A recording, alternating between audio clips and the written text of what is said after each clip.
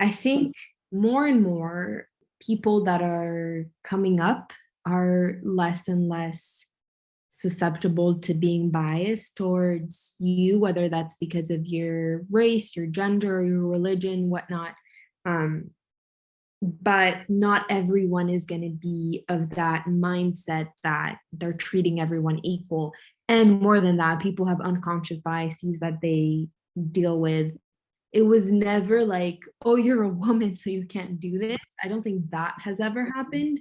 But what will happen is you have all these like almost like microaggressions towards you. Often people don't realize they're making them because you're a woman and you're in that position, especially for engineers who kind of work in like a project or like in the field.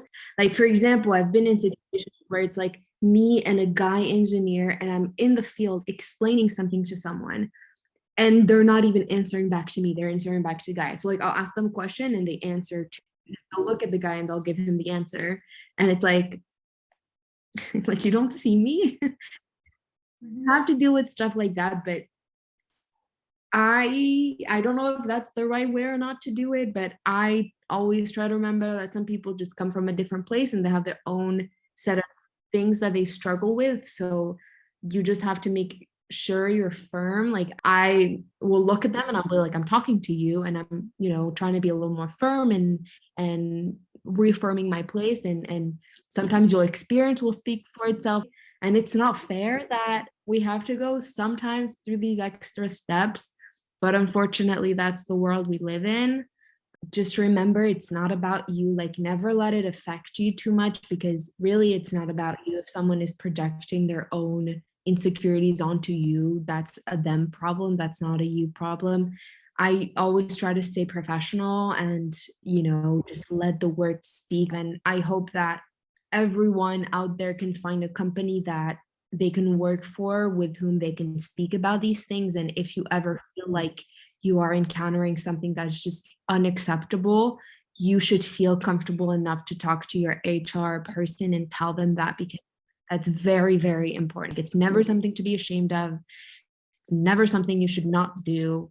Make sure you feel comfortable enough to say something.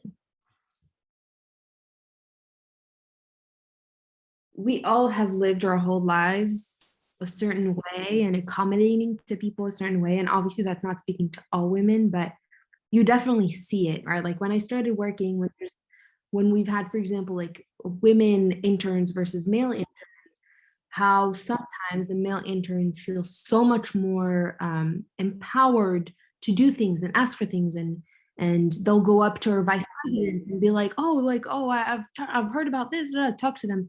When our female interns are like super scared and they have to ask most mundane questions like, can I do this? Can I go here? Can I do that? And sometimes it's like, no, just do it and come out of your shell. And it's not as easy as just that, right? Like I can't tell you just be firm, just be firm, it's easy. No, it's, you'll have to kind of train yourself slowly by slowly to be there.